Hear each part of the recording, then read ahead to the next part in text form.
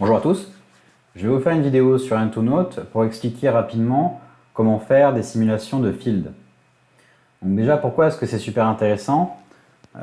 Parce que le poker, ça reste un jeu d'exploitation, donc c'est important de savoir comment se comporte le field dans les rooms que vous jouez et les buy-in que vous jouez.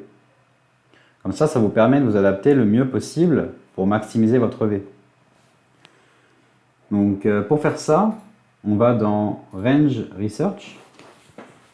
Donc là, vous voyez, je me suis un peu amusé. C'est encore super simple, hein. Il suffit de savoir comment on crée une stat. Donc ça, j'ai fait une autre vidéo pour expliquer comment on fait. Et ensuite, c'est vraiment très simple, hein. Donc je vais vous montrer comment on fait. C'est simple, on clique ici.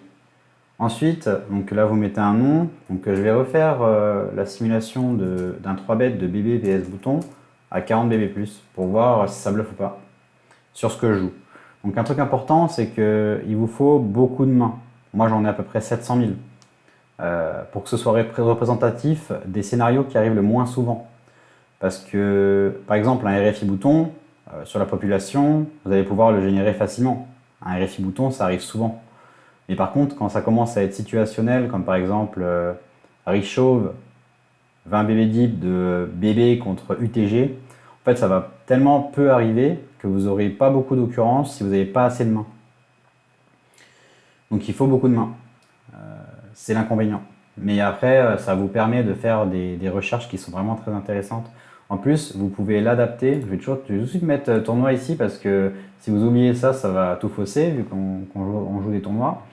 Donc ici, vous pouvez mettre le profil des vilains. Donc ça, c'est pareil, c'est génial.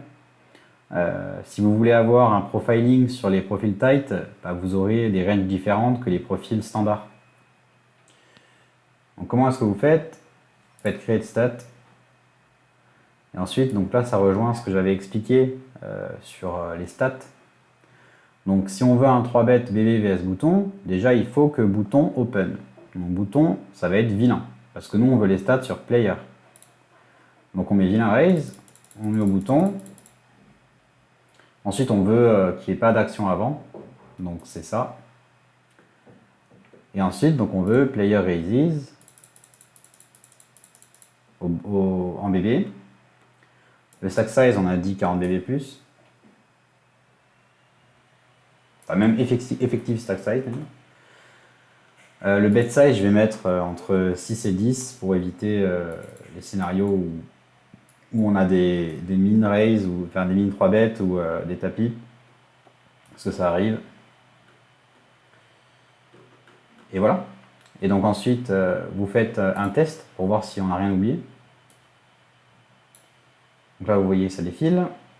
Et ça a l'air d'être bon. Hein, on voit l'open, le jaune c'est bouton, le rouge c'est BB. Donc ça marche. On fait OK. Et on clique Build. Je vais faire une pause sur la vidéo.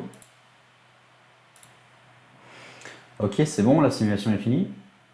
Donc on a les résultats. Alors, en bleu, les cases bleues, c'est tout le temps les cases avec les combos qui ont été flat. En vert, ça veut dire que ça a été raise.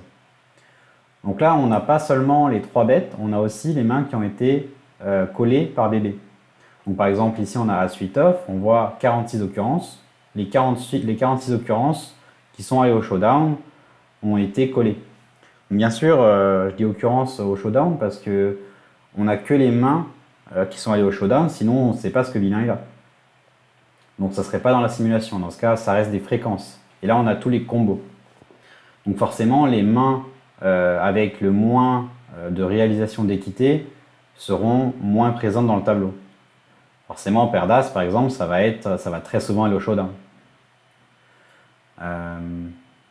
Donc voilà, on voit que, une simple analyse, on voit que les vilains, dans ma simulation, ne 3 bêtes presque pas bluff, que la plupart du temps, ça va être ici, ça va être en value. Donc ici, on a la stat totale, donc c'est 5. On a les calls, donc les flats de bébé au bouton, c'est 43%.